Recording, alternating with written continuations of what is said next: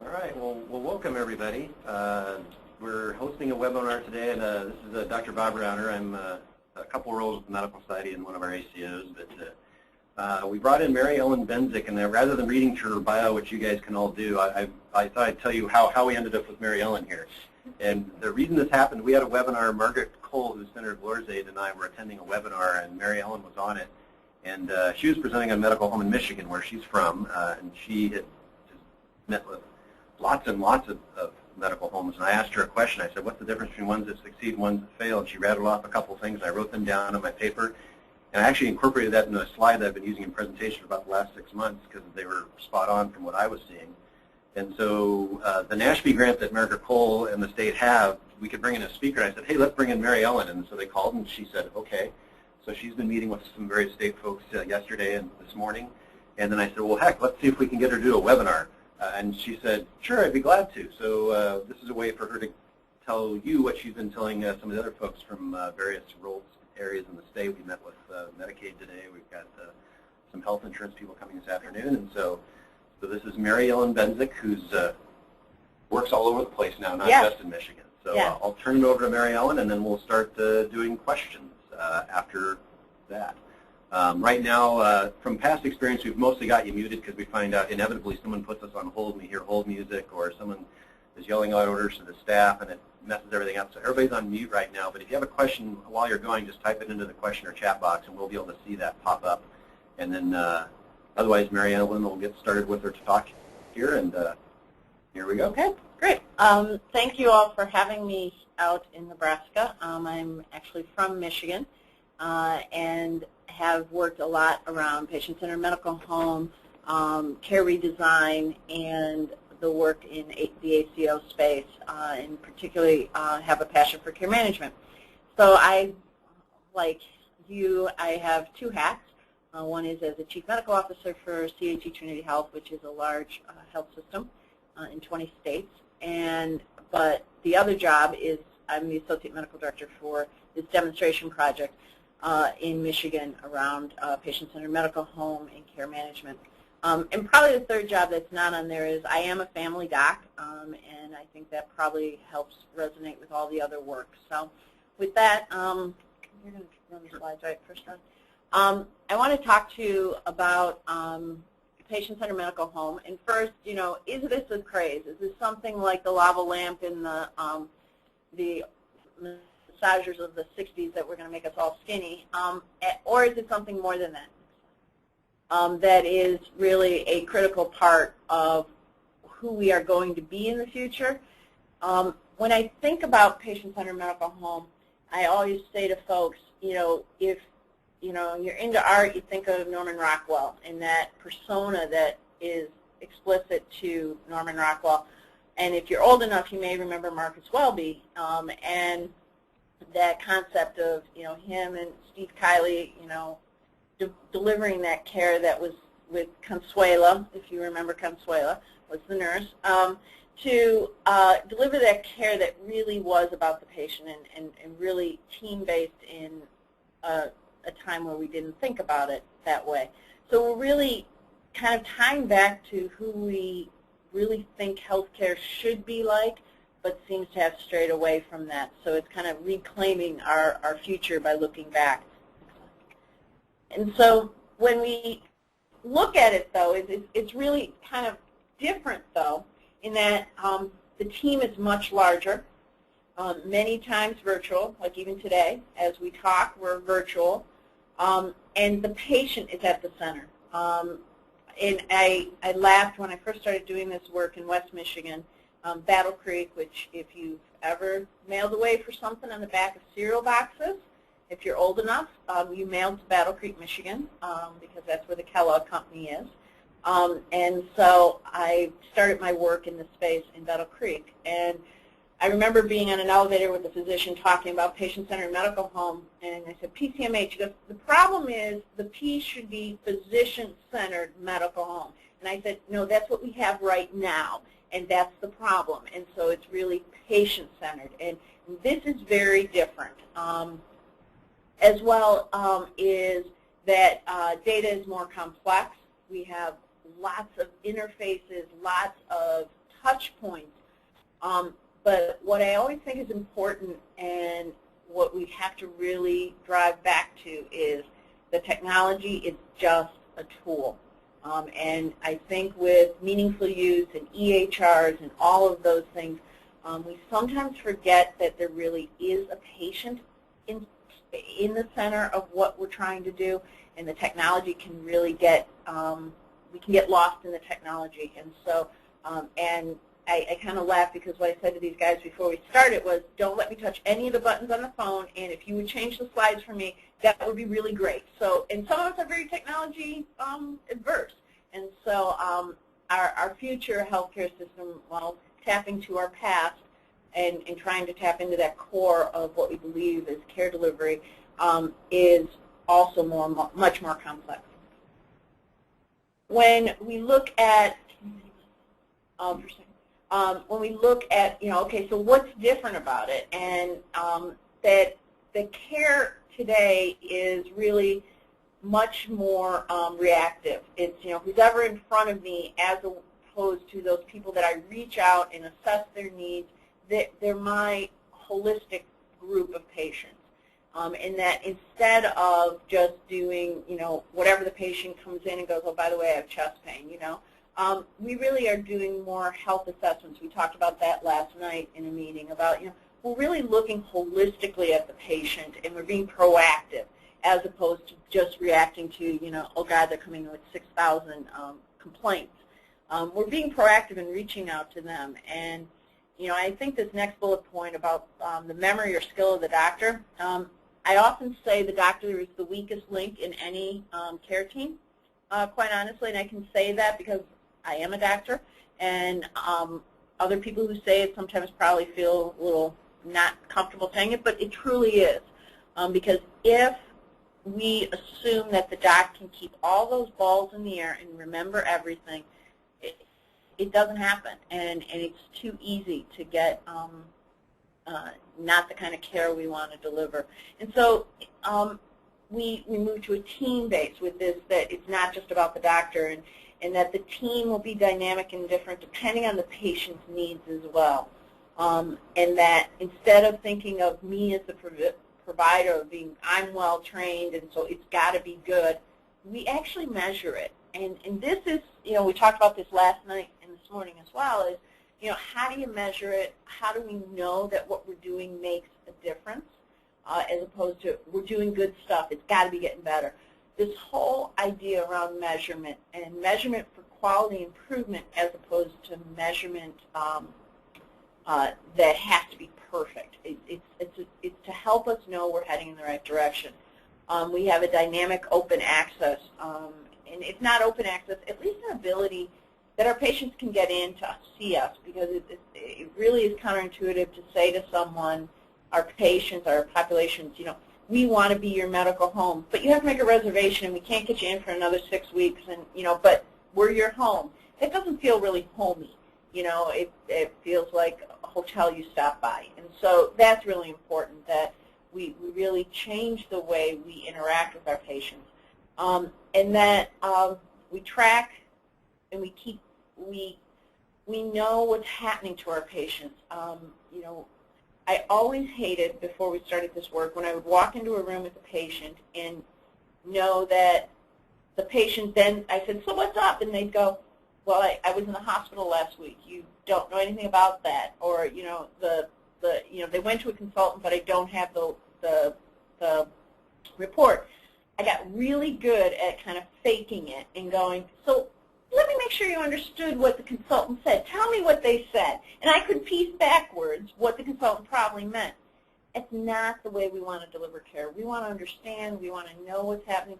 We want to make sure that stuff isn't falling through the cracks. And I think we all, with my role, I fly a lot, I travel a lot, and I make it a point to never tell anyone on an airplane that I'm in healthcare, because you immediately will hear the story of how the system has failed them. Either their mother, their cousin, someone, because tests got dropped, patients left the ED, nobody seemed to know. So we've got to change from that. We've got to understand, we've got to track, we've got to make it a system, not just random. So And the last piece of this is that it's really a multidisciplinary team that serves the patient's needs, and that it's a dynamic team. So that's kind of what the shift to medical home care is like. So, how do we get here? Why do we need this medical home? Why is everything so screwed up in terms of the way we deliver care? Our population is aging. We all know that. This is a phenomenal statistic to me, is that, when you look at patients 75 years or older, most of them have 2 or more multiple chronic conditions. So when we talk about our patients that the diabetic, the diabetic isn't really a diabetic. A diabetic is also has hypertension, probably has hypercholesterolemia, probably a little depressed, and maybe a little overweight, which when we look at the next slide, even more important is when you start looking at, this is from the Medicare Data Warehouse, you look at patients with 6 or more conditions, it's pretty, you go, oh my God, those people would be train wrecks. They'd be, we wouldn't be seeing them. They're so sick. Well, I just rattled off 4 or 5, and that's somebody you meet in the grocery store and ask how their day's going. And so we are sicker, we're more complex, and what's more important about this in this whole piece about, achieving better care, better patient experience, lower cost, these people are generating a huge amount of cost on the system. And that I really like this slide because I'm a visual person, but when you think about it, we all talk about that top 14%, those top of the pyramid, if you're a pyramid person, or, if affectionate, you're train wrecks.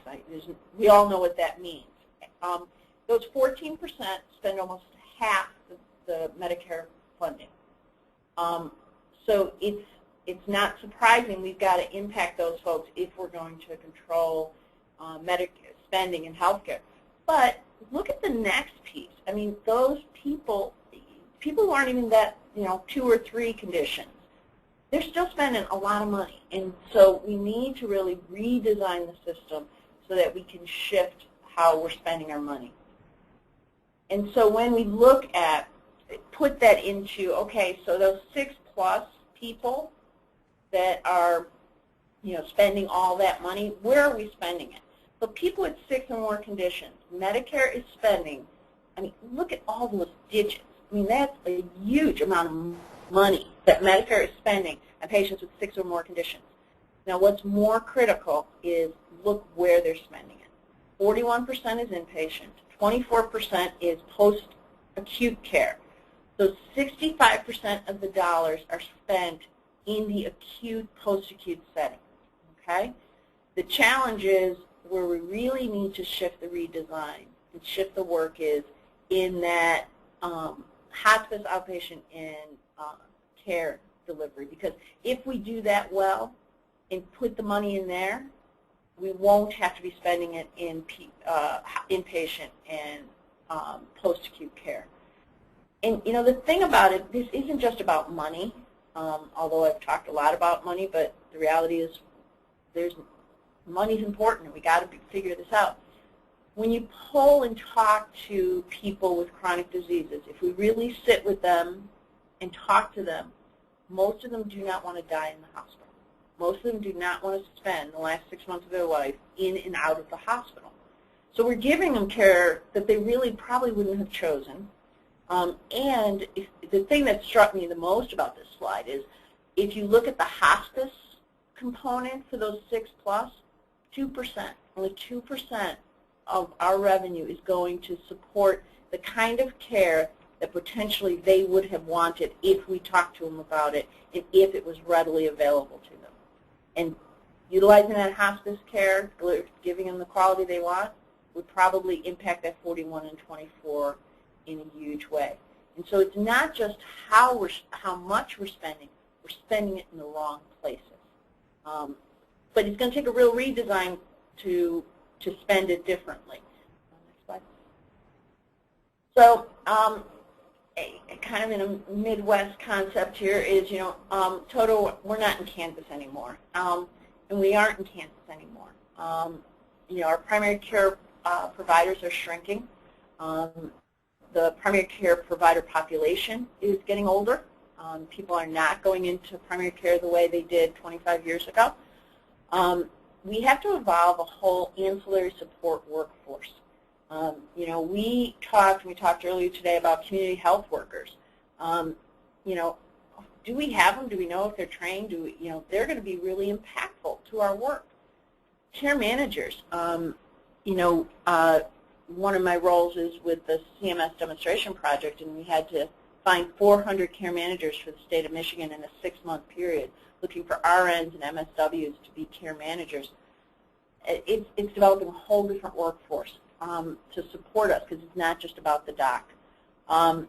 We also have a non-integrated system with complex technologies. You have an EMR that maybe the inpatient doesn't talk to the outpatient, even if they're owned by the same system. You have smartphone technology. You have a registry that maybe doesn't talk to your EHR. So, you know, patients don't get that. They don't get why they have to put the same information in 10 times, and all the places are owned by the same health system. We see this in my role at Trinity. And so it's really complex, and these patients are sicker than they used to be, and they're living longer with their sickness, to that point of the patients and where we spend our money in 6 or more. So it truly is not what many of us thought the healthcare system would be like when we went into it. Next slide. And like Kodak, innovation is not optional anymore. And that, you know, we now have pharmacists entering into the care delivery market, you know, Walgreens, CVS, you know, everybody's got minute clinics, you know. How do they integrate to our practices, you know? Mobile phone apps, we were just talking about this one at CHE Trinity the other day, is that, you know, you can now have a mobile app that, you know, gets you to a doc to ask your questions, take a picture of your rash, and off you go. Employers are, you know, they're frustrated with the cost of the healthcare system and the outcomes they're getting. So some of the really innovative employers are setting up their own health clinics, total health care for their employees. And they're really not bad things, but there's things that are happening in the marketplace, and we don't want to be like Kodak. We need to be innovative in how we're going to deliver care, because we need to be. We need to develop innovative partnerships with the, you know, pharma or lots of different places we may never even thought about. We also need to develop innovative solutions to engage patients, because it's not like Field of Dreams, which I did stop at one time when I was driving across Iowa, just for the record. But, you know, it's not if you build it, they will come. We have to engage our patients in their care, and we're not doing it. You know, when we look at the quality metrics, and this is really hard with docs, when you start showing them their numbers, they go, I do way better care than that. You go, but you're only seeing 1/3 of your patients. You know, that 2/3 of your patients don't come in to see you. They're not engaged. They don't trust the health system. We don't meet their needs. So we've got to figure that out, because we could build this awesome health system, in our opinion, but if we don't ask the patients about it or don't engage them in their own health care, it's not going to happen to be this, you know, patient-centered medical home nirvana. So next slide. So, you know, I could spend a lot of time to talk about patient-centered medical home as the right path. There's lots of articles out about patient-centered medical home, some relating to physician burnout, some patient satisfaction, outcomes. I put some web links here. So there's lots of good studies out there going, this patient-centered medical home, it's a good path. It may not be the perfect path, but we've got to start moving. We have to do something, and this is a well-proven track. May need to be tweaked some, needs to be regional, but it's a good path. There is some challenges. If you've been recently in the, heard about the recent JAMA article about Southeast Pennsylvania and their work on patient-centered medical home, and it didn't save cost, and it's a highly controversial article. But what you need to know about patient-centered medical home and evaluating and validating the impact, I hate to break it to you, it's a steep, tough road. It's much harder and takes longer than most studies encompass. When we've talked and worked with insurers, even our work with CMS right now, you know, they give us 3 years to transform 400 practices. Guess what? going to be a little slower than that. It's going to take some time. There's also multiple paths to a medical home. So if you're looking at articles and they're looking for ROIs, it really depends on how people are getting to the medical home. Data warehousing to actually validate all of this is very expensive. It's complicated, and it's just crazy. I mean, it needs to happen, but it's not as developed as we need it to be. And the last piece is it also depends. As you know, there are lots of designations around patient-centered medical home, whether it's JCO, NCQA, the Nebraska medical home model. There's just lots of different ways you can define it, and so depending on the designation and where people are, it doesn't always correlate with cost, quality, and patient experience. So it's a challenge. So don't, just because there's been some bad studies about patient-centered medical home, there's been a lot of evidence that it makes a difference. So, but more importantly, it's about the patient. And so this is a particular article that talks about that patients in patient-centered medical home, the big key is about communication. Patients feel like they are part of a team. They feel like their needs are being met. That's a biggie. And, you know, sometimes we get really lost in this work that we forget the first letter is patient, and you know, it's really what we're doing this for. It's not about the return on investment. It's about improving the experience, the quality, and the safety of the care we deliver for our patients. Next slide. And, you know, my background is from Battle Creek, as I mentioned, and we had done a lot of work in West Michigan around this, and we had interviewed some patients that were in patient-centered medical homes. My favorite quote from a patient was, and her practice had been doing tons of work around this, and they basically said, she said, I'm not sure what's going on. I think my doctor went to a conference, but everything's different now. They're asking more stuff, stuff's getting done, it seems to be a lot more thorough. She couldn't say, I'm in a patient-centered medical home and they're engaging me in my care, but her experience was different. A patient received a call back from her practice about her self-management goal, and she was speechless, and her response to the nurse finally, when she finally started talking, was, I didn't realize how much you cared. That's really powerful, because I don't think any of us go into healthcare to just do a job. We go in because we care a lot about the people and changing their lives. And so it's really powerful. You know, does patient-centered medical home make a difference? Yeah, it does, and especially for our patients. Next slide. So how do you get there from here? You know, there's some key ingredients, and like Google Maps, there's 3 or 4 different ways you can go there to get there. One of the things is that there has to be some universal elements that you follow. You've got to have a model. If you just take off from Chicago to LA without any map or any model, you're probably not going to get there in a timely fashion, or maybe not at all. So you need a model. You need key leadership. Leadership is really important. You need technology that's supportive, and it's not the tool, the end-all. And for most of the redesign work, it cannot be just docs or just health plans pushing this through.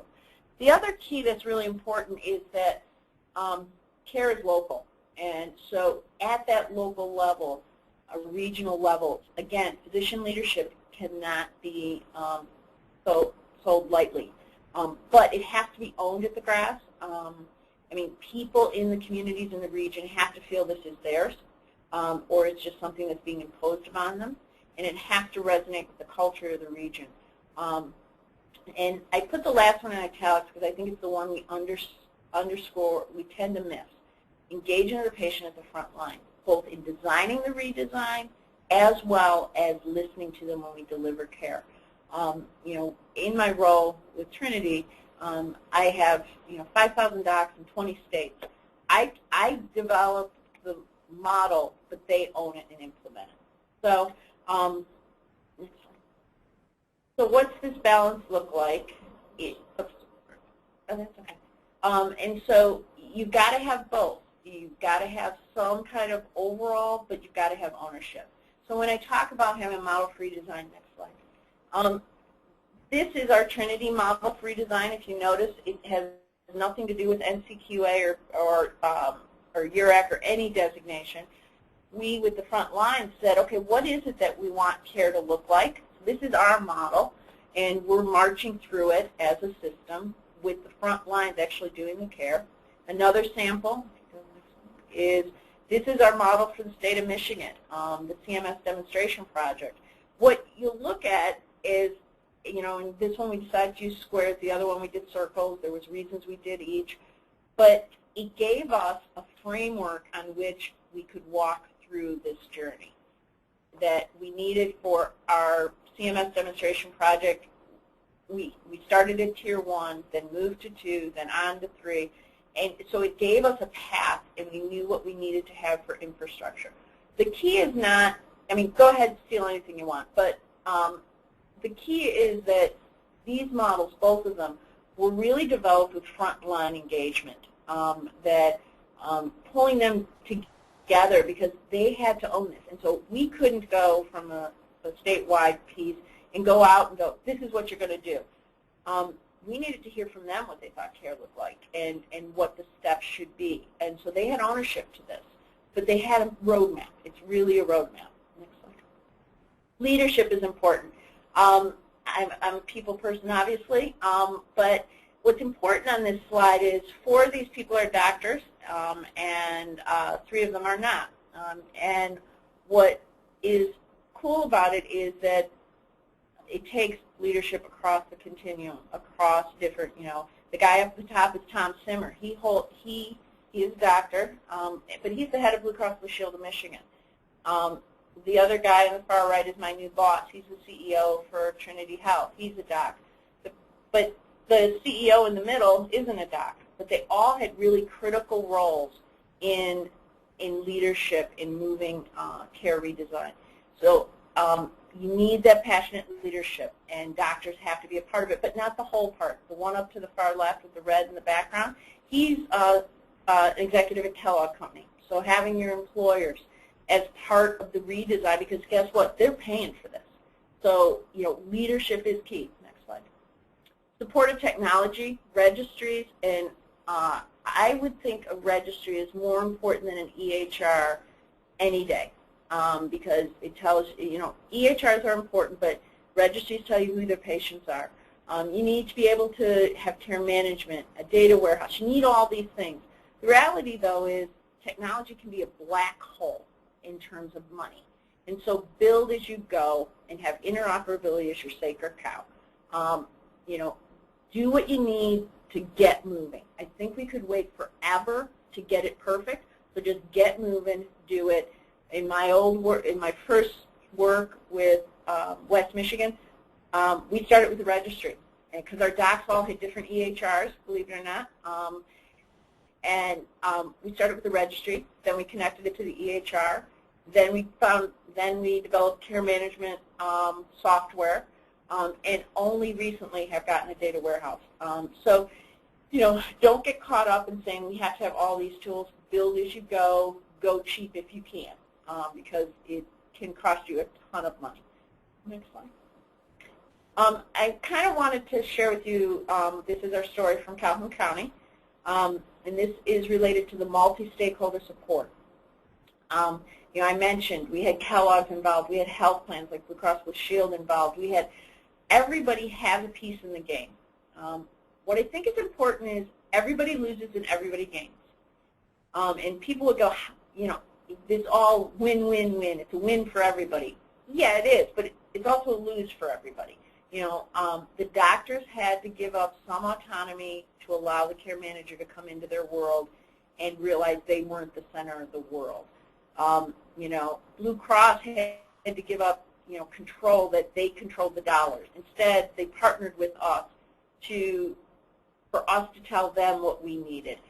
So everybody loses and everybody wins. The only person who shouldn't is the patient. And so that's the key. If everybody is equally losing and gaining, but the patient is really gaining, then you're golden. You need to measure outcomes. It's messy. It's going to be wrong. My favorite story I shared with this earlier was, you know, we were working with Blue Cross Blue Shield, and this Tom Simmer, the head dude, came out, and Blue Cross had just released data to the state that was wrong. It was just wrong. and we have been working with them for over a year on this, and it was wrong, and money was attached to it. It was a big deal. And so Tom got up in front of a couple hundred physicians and said, we first would like to apologize to you. Our data is clearly wrong, and we've screwed up, and we're really sorry. Secondly, we've screwed up equally with all of you. So the data is directionally correct, even though it's wrong. And so let's move from there. And what was more amazing, because of our relationship with Tom, no one tarred and feathered him, which 2 years before, if Blue Cross would have come out and said, we screwed up your funds that we just sent you, we know it's wrong, we would have run him out of town. But so you're going to measure, it's going to be wrong, do the best you can with it, and keep moving. Just do it is another way to put it. The last thing I think on this for multi-stakeholder groups is no one is the anchor bolt. Because if that is true, when that anchor bolt is like that Jenga game, which I've never done real well at, if somebody is so critical that they leave, the whole thing falls apart, that's not sustainable. So it's really, really important that it be multi-stakeholder. Next slide.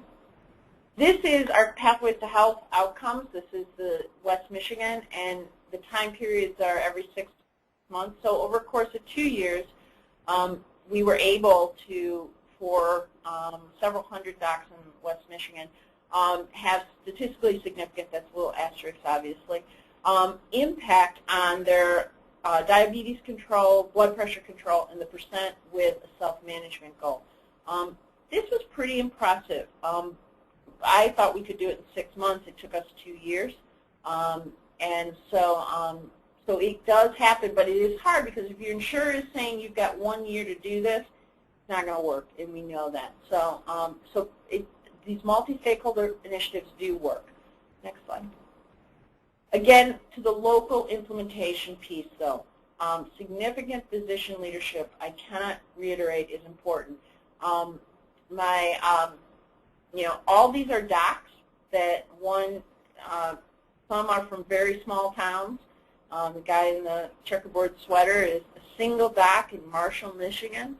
Solo practitioner has the best quality and cost for in Blue Cross Blue Shield for the entire state of Michigan. He's a onesie. The doc over to the left is my old partner. He runs the largest primary care group in West Michigan. What I also think is important is employment status is not an indicator of who can lead. We really get wrapped up in this sometimes, whether people are independent, employed, or how they're connected. The reality is they're physicians, and they care about patients, and then we as physicians have to be the champions of change, and we have to carry that credibility. I, as the CMO for Trinity Health, cannot go out to Sioux City, Iowa and say, guys, you got to do this. I have to partner with the leadership in Sioux City so that they then are able to make that change. So local implementation is really important. Grassroots ownership. I like this because all these are different types of grasses, and they grow and they survive, but only because they're in the right type of soil for them. Arctic grass would never grow on the sand. It just doesn't work. But it grows very well in the Arctic. And so that's what's really important, that that's what makes it sustainable. Except anybody who comes in who wants to help. In our regional work in West Michigan, people kept showing up to be a part of the team. I mean, the ambulance service showed up once. And we're going, why are you here? Realized that they were great for stopping and visiting people, because they already knew them, because they were stopping and picking them up anyway. They became a great partner. So if somebody wants to be there, let them. Kind of think outside the box. This last bullet point is a little weird, is that money is not critical in success. It may actually get in the way at times. I should say it is critical in some senses. We have to fund this, but if the only reason we're doing this is for the money, it goes away really fast. And what we found in a lot of this work is if the money drives it, there isn't ownership, and it doesn't fit to the culture, and as soon as the money's gone, so is everything else. And you don't do this much work to have it go away. So grassroots ownerships, I mean, the work in Calhoun County, we blew more grants that we didn't get, and so we had to just own it and develop it with what we had. So, this is important, is the resonating with culture, and I'm sure you've all heard the statement, culture eats strategy for lunch. Actually, when I looked it up, it's breakfast. That Drucker, the guy up to the far left, actually said culture eats strategy for breakfast, coming from Kellogg's, breakfast capital of the world. I understand that. But this is very true, and I like the quote on the side, culture eats strategy for breakfast, operational excellence for lunch, and everything else for dinner.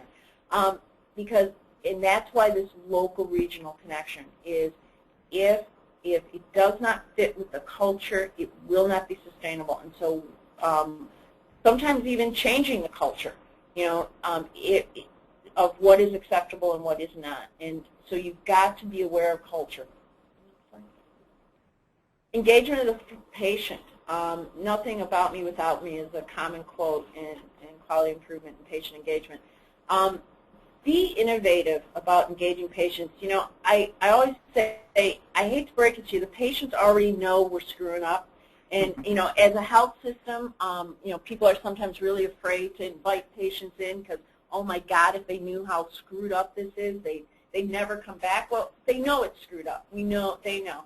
My favorite quote about engaging the patient comes from Dr. Phil Patton, my old partner, the guy on the slide a bit ago. He was a 50-something physician who got involved in this work, and in a presentation after about a year and a half of working on this, he's kind of a goofball. You never know what he's going to say, and he's doing a public presentation for us. And at the end, he goes, I just need to sum this up. We have gone from struggling with our patients to dancing. Very visual for me. And he goes, I was going to retire, but I can go another 10 years because I love what I'm doing. And that was powerful because he was really engaging with his patients, and that's what he went into healthcare for. Next slide. I like this, come on guys, it's only rocket science. This is hard work, and it has a lot of parts to it, but it isn't rocket science. I mean, you look at it, and when you look at all the models, it's nothing we don't know. But it's hard. We're going to make mistakes. We're not, we're going to mess this up. But as my new CEO says to us all the time, he goes, don't be afraid of making a mistake, but learn from it, and don't make it twice. And we don't have the time to make mistakes twice here. We've got to learn from each other's mistakes. That's why I love coming out and meeting with you folks and just listening, because we all have to learn from each other, whether it's at a practice level, how one practice did something can learn from another practice, or as a region and a system going, God, we tried this and it really was miserable. What did you do? So we've got to learn from our mistakes, and we're going to make them, but I truly believe we can do this, and most importantly, we do it for our patients. Next slide. And this is a quote I always think about when I think about patients. People will forget what you said, and they will forget what you did, but they will never forget how you made them feel. And truly, patient-centered medical home and this redesign of healthcare is about how do people feel when they're in our system, and that's what they remember. So thank you. I hope that was, so I kick it back to you. Okay. Well, this is Bob Rauner. What we'll try to do is start with questions here.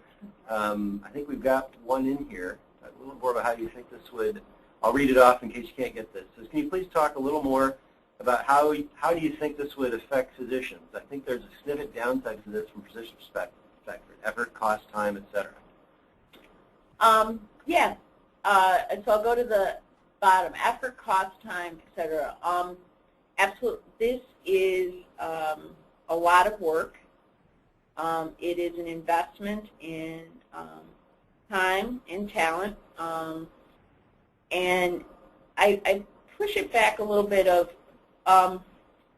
if you think of physicians today and you talk to physicians today, there's a significant amount of burnout. There's a portion of them that are significantly not happy with the way things are. So I would say one of the pieces is we we're leaders. We're just inherently leaders because we're physicians. And so we can either complain about the fact that the system is messed up, or we can do something about it. And so that's one. May seem a little direct, but it's true. It is an investment. I can tell you the financial investments of removing a doc for a period of time to train and retool. But if you're not replacing that doc because they're enjoying their time with their patients better, or going home and not fighting with their EHR for another 2 hours, which a lot of docs do, it's worth it. I'm not sure if that answers it. Yeah. The cost, there is a cost associated with it. I think the reimbursement is changing, probably not fast enough. Could speak to, I mean, you have some patient-centered medical home work going on in the state with your Medicare payers and some of your commercial payers, But one of the things that I would say is CMS, Medicare, is also nationally changing some of the funding. We're in a demonstration project, so that's a little different. But care management codes are out there. Chronic care codes for managing patients with 2 or more diseases will become active in January of this year. When we looked at a system the size of ours, CHE Trinity, we're looking at hundreds of millions of dollars in those codes. When we look at care transition codes, which CMS is paying for right now, transitioning patients from hospital to home, SNF to home, there's funding to be had there. So when you start looking, it is a cost, but there is some funding there. I'm not sure. That was long-winded. Actually, I'd say that it's a mixed bag. I'll say with the 10 clinics I work with, it's mixed. Some people are frankly complaining. There are staffs getting burnt out. We're asking them to do too much stuff. It's not easy. It's a challenge, and and you have to listen to that. But on the flip side, I also have nurses, care managers who really get this. They're excited about what they do. I remember one of my favorite comments, like Mary Ellen said, was a physician who said, "This is what I've been waiting for since I finished residency," and he finished residency more than 30 years ago. When you have someone says that, you know that something's right here. And so the ones who get it, the morale switch, and the clinics who get it and are doing it right, that's for me the most gratifying thing I've seen is when a clinic gets it and realizes it. Their morale, they love what they do, but it is painful, and you have to staff appropriately. Sometimes you may need more staff, and that's a hard one to get people to realize. They're so worried about adding an extra nurse that sometimes you just need to add an extra nurse. I think to your point as well, Bob, is that when you're talking about, the staffing issue, sometimes it's even just realigning staff and going, what is it that we don't really have to do? And what could we maybe automate or not have to do so staff doesn't feel. The other piece, and this goes back to the model, breaking this up into small pieces, it can be like drinking from a fire hose.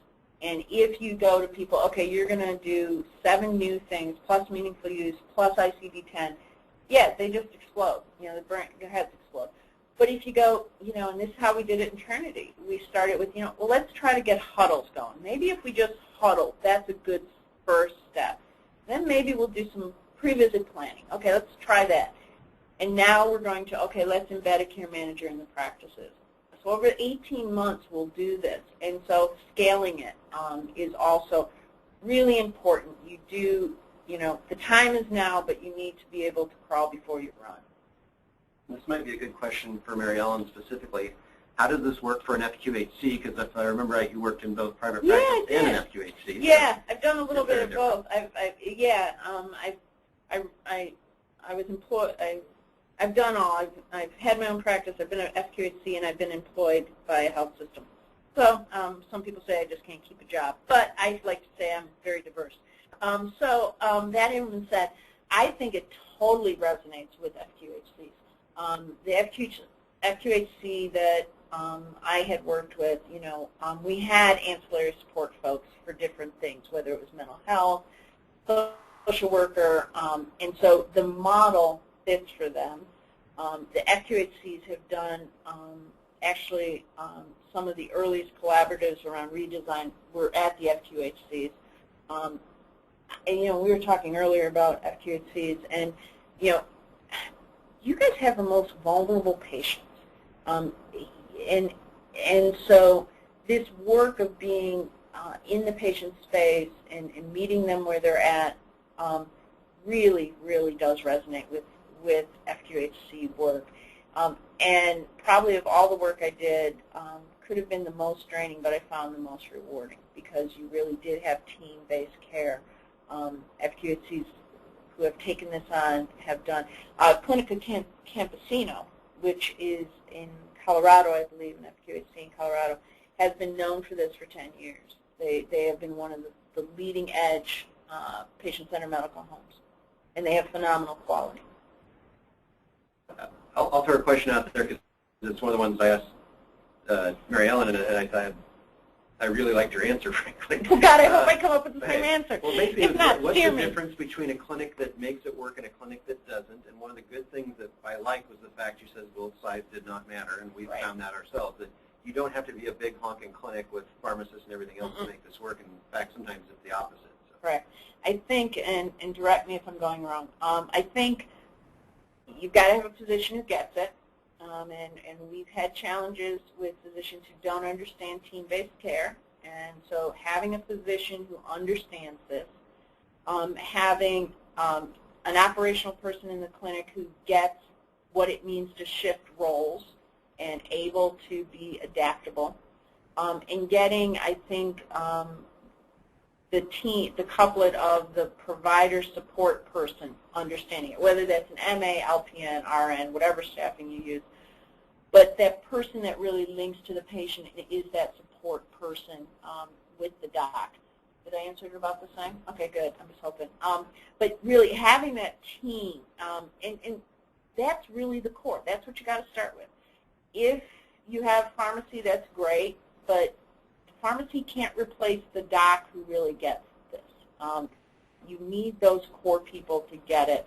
And if your operations people aren't on board, that's a problem because you can't go back to them and go, we're going to shift and do a huddle in the morning, and the operation person goes, no, you don't do that if they don't get what the impact is. So I think those three, that triad of people is really, really important to make it work. Another question, because you mentioned this actually this morning, is about the consistency of the team, that you can't just randomly move people around in a clinic and have random nurse of the day, random doc of the day, that there has to be consistency amongst the team. Yeah, a lot. This is, and I've worked in lots of places that did it differently. That ability for the doc and nurse dyad to really be a partnership is really important because the patients feel it. They know the difference, and that you can use protocols well because you understand how it flows. And it's not just we have standard processes. Yes, we have standard processes, but it's really about relationship. And, when I was having a nurse, I had the same nurse for like 15 years. And so 20 years. And so when a patient called in, they felt like if they talked to my nurse, Linda, they were talking to me. And if Linda said it was okay, they knew Linda knew me, and that's really important. And so, having operational people that get that, so we don't.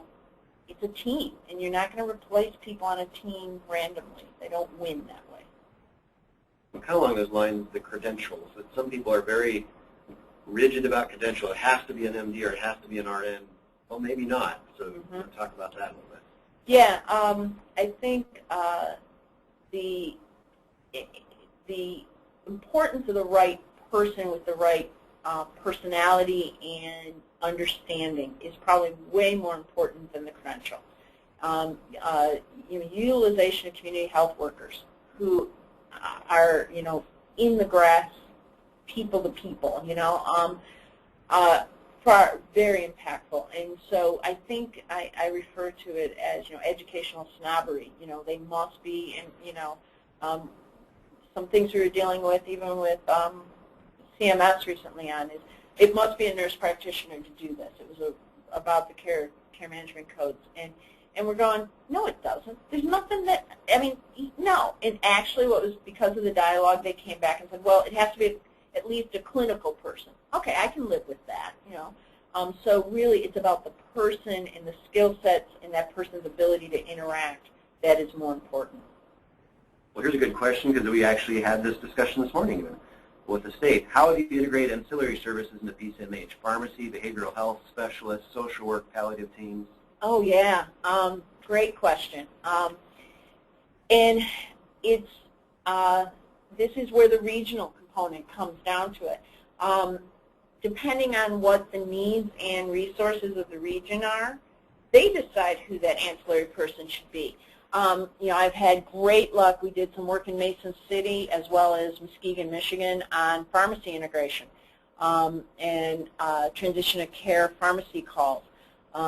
Behavioral health, social workers, our State of Michigan grant that was the CMS demonstration project, we actually said to they could be either, for that, because it was a CMS grant, we could use MSWs as care managers, and that was really powerful.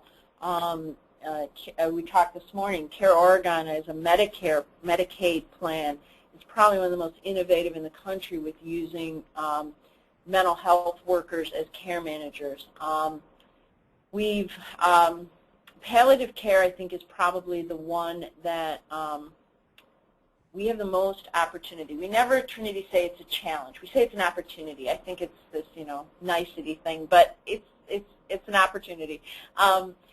We have failed to integrate palliative care into our team, and I think it's the one that has a huge opportunity to do it. We're doing it a little bit in Michigan, but I haven't seen it as well.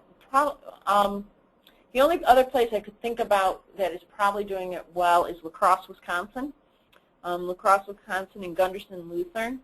Theirs is more around advanced directives in palliative care, but the Gunderson Lutheran model out of La Crosse is probably the best place for palliative care. But again, it's the front lines, and this is what's so exciting about being able to collaborate across the country. It's you at the front lines that are figuring this out, and you're trying it out in 1 or 2 practices, and then we're able to go, oh wow, that worked great. Let's spread that to someplace else, but we've got to be talking and communicating to learn from each other. And then actually, my answer to this too this morning was, we started out with care coordinators, which has been great, but if I had a magic wand and the amount of money, that's where money does come in to fund the people, I'd add now a diabetes educator, a social worker, and a behavioral health person. So. If we had all the money in the world, we'd have all 4, but we don't have all the money in the world. And behavioral health, I think it's very interesting is when you look at, like, Robert Wood Johnson does this thing around county health rankings and the health of communities. And it's been interesting watching over the 5 years that they've been doing it, the impact where they now are measuring the behavioral and community aspects impacting healthcare, and that it's the behavioral piece that is so much more. And so having those behavioral health people on the team, however you do it, is really where you're going to have bang for your buck. Have you seen any consistency in advanced directives? Pulse forms kind of a nationally interesting thing. Does Michigan have anything along those lines right now? No, we don't have Pulse. We built the advanced directives into the MyPIC demo, so we have work going on with it. But again, La Crosse, Wisconsin would be where I'd go. Cool. All righty. Well, looking through here, see if there's any other questions here. Timing, I think, has been pretty cool. I think so. Well, unless there's any more, thank you all for attending. We had really good attendance, and a lot of folks all across the state, which is kind of good. I like to see. So, and then I think, are we going to make this recording available? Okay. So, and the PowerPoint recording will be available on the NMA website. Oh, and they'll send out the PowerPoint. So there you go. So thanks for attending, and good questions and good discussion. And thank you for letting me be a part of your day-to-day. If there's anything particular, feel free to reach out to me. My email is there. I'm always